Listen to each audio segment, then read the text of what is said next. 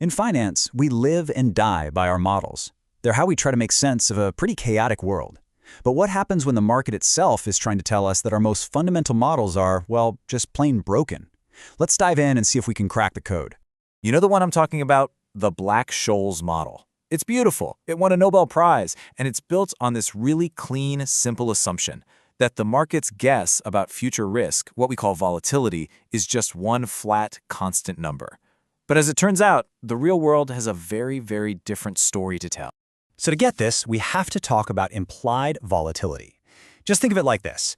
We can look at the price of an option and work backward to figure out how much risk the market is pricing in. A high price means traders are expecting big swings. Now, the classic Black-Scholes model says this implied volatility should be the same for every single option on a stock. A nice, simple, flat line. The question is, well, you probably guessed it. That simple, flat line is a complete myth.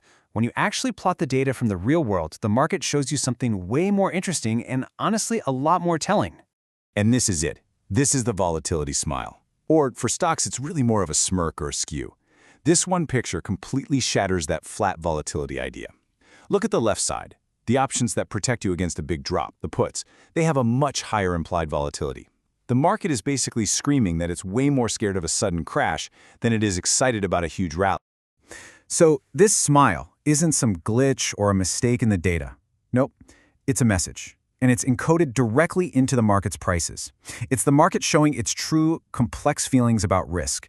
And it tells us pretty clearly that the simple world of Black-Scholes isn't the one we actually live in. So what's the message? Well, a few things. First, there's the leverage effect.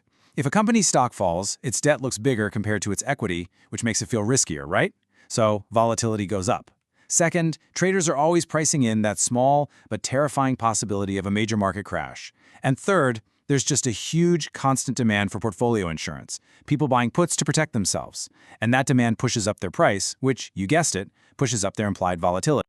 Okay, so if the simple model's wrong, how do we fix it? Well, the first big attempt is something called local volatility.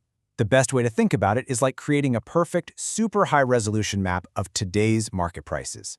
The idea here from the brilliant mind of Bruno Dupire is pretty genius. It basically says, if you give me all of today's option prices, I can work backward to find a unique, specific volatility for every single possible stock price and every single point in time. It's a deterministic function. There's no randomness to it. The entire goal is just one thing: fit today's smile absolutely perfectly. And this table just lays out the trade-off perfectly. On the one hand, local vol is amazing because it nails today's prices. It fits them exactly, which is fantastic if you're trying to price some really complex exotic options. But, and this is a huge but, the way it predicts the smile will change in the future is just wrong, according to most traders. It leads to some really unrealistic dynamics, and that can cause major hedging headache. Which of course brings us to the other big school of thought, stochastic volatility. Now, instead of a static map, this approach tries to model the chaotic, unpredictable engine that's actually driving volatility in the first place. So, listen, this is the really critical philosophical shift. Stochastic volatility models, or SV models, say that volatility isn't just some function of price and time. No, they say volatility has a life of its own. It's random, it jumps around, it tends to pull back to an average, and it can be correlated with the stock price itself, which is a great way to capture that leverage effect we talked about earlier. And here's the other side of that coin. Models like the famous Heston model give you much more realistic predictions for how the smile is going to behave tomorrow and the next day. The catch? You lose that perfect fit to today's prices. It's just not possible. Getting the model to fit the data, calibrating it, is way harder, and hedging gets more complex because now you have this whole new source of risk to worry about, volatility itself, changing randomly on you. So this all leads to a big showdown. Because the real test for any of these theories isn't just about fitting the prices we see today. The real test is predicting how the smile is going to react tomorrow when the market actually moves. So how does it behave? Traders basically have two competing ideas.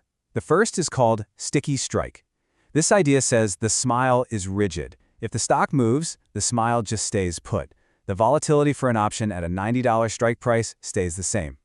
The second idea is sticky delta, which says the entire smile moves along with the stock price.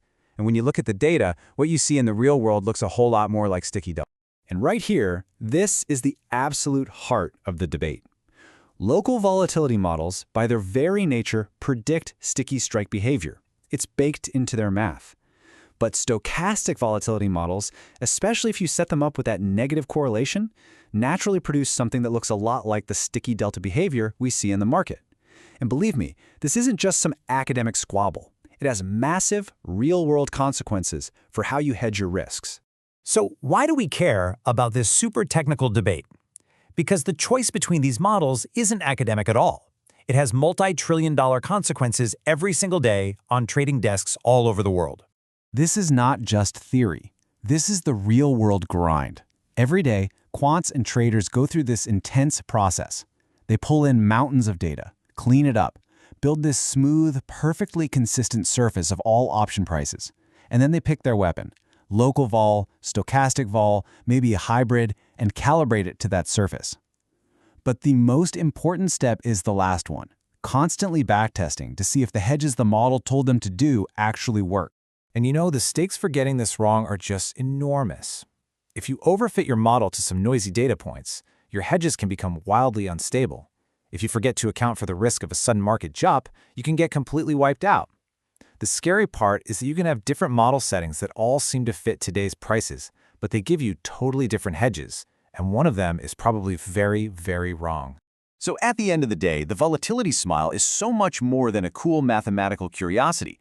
Understanding how it moves and picking the right model to try and capture that movement is absolutely fundamental to modern risk management.